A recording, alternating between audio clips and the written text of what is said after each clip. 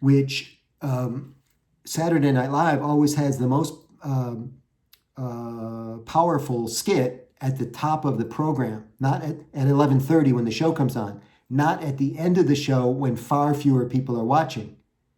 So if you're pitching, you want to make sure that you get those keywords or get that value proposition up front.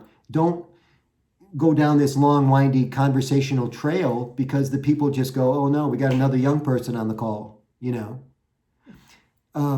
One thing I would recommend, and guys, it may sound harsh when I talk about it like this, I'm just being direct. If you're young, you want to act older because it makes people think that you're seasoned or that you're sophisticated or that you're worth more to them, right? Younger people talk fast. So how do you act older? You just talk slower. Instead of coming in at 190 words a minute, try coming in at about 160.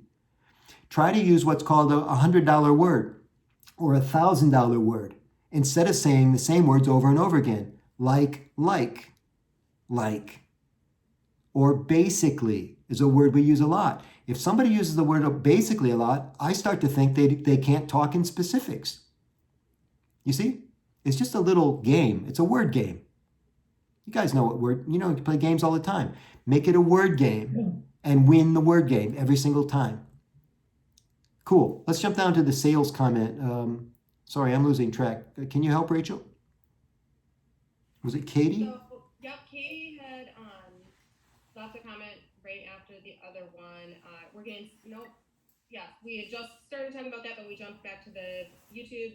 She says she works in sales and she has phone anxiety, but she just forced herself by picking up the phone and dialing, and she said it really works. Good, excellent. That's how it works, man. You jump in the pool and you learn how to swim, and it's hard. Feel the fear and do it anyway. Bravo, Katie. Nice success story. We kind of have a piggyback comment on that from right afterwards from Garrett. I think they go hand in hand. I make many calls to insurance companies, clinics, patients. Sometimes I push off the call because I doubt myself to handle the situation. I found that the 5-second rule works for me. I count down from 5, and at 1, I just dial the number, throw myself into the situation. Nice. You can use a 3-second rule during the actual call where the person says something to you. Watch my hands. I'll kind of act this out for you. So I'm talking on the phone and I'm writing, and the person says something, but now I'm stuck. And so I say to the person, that's really interesting. I'm writing that down. You see? And it's all legit. It is really interesting, and I'm writing it down. But what else is happening in that 3 seconds? I'm stalling for time so I can get my act together and say something intelligent. So let me think about that for a second. That's really interesting.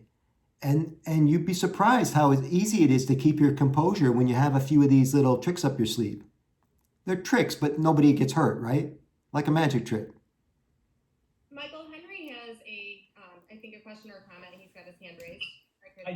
I just wanted to mention I was a sales manager and a salesman for a good number of years, and I would do a lot of role playing with my new salespeople just to get them comfortable using the phone and that sort of thing. We might do 100 role plays in a day during training. Yeah. And then later on, it had a certain client they were having trouble getting an appointment with, and I'd say, what kind of objections are you getting? And then we'd not only go over them, but then we'd role play. I'd play the part of the client, and they would be trying to make an appointment with me. So that works very well. You can really kind of get over it. I love it. A lot of practice. So. And you know what's most interesting about what Henry just said is when he was talking about objections, it's typically used in sales, that somebody has an objection to actually purchasing from you. But objections happen in all conversations. Let's go back to the mentoring thing. I was just hoping that you could give me a few minutes of your time. And the guy goes, well, I'm really busy. And now you get stuck, right? Oh my God, he's really busy. I must have offended him. No, he just said he was really busy. Could you have thought about that in advance so that you knew what to say when he said, I'm really busy? Because there is stuff to say. Like what? Can I make an appointment? What's that? Can I make an appointment? That's right. Can I make an appointment? That's a good one.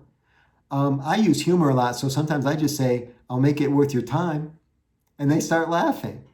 And they go, well, this guy's human. This guy's fun. If it's fun, aren't they more likely to walk towards you? Right? Not everybody can do the humor card. So you have to kind of have, it's like a little tool belt, and you pull out the tool that you need in that moment. So I love how you're being open to these ideas, guys, because you can figure this out, and it's really good for you to do this.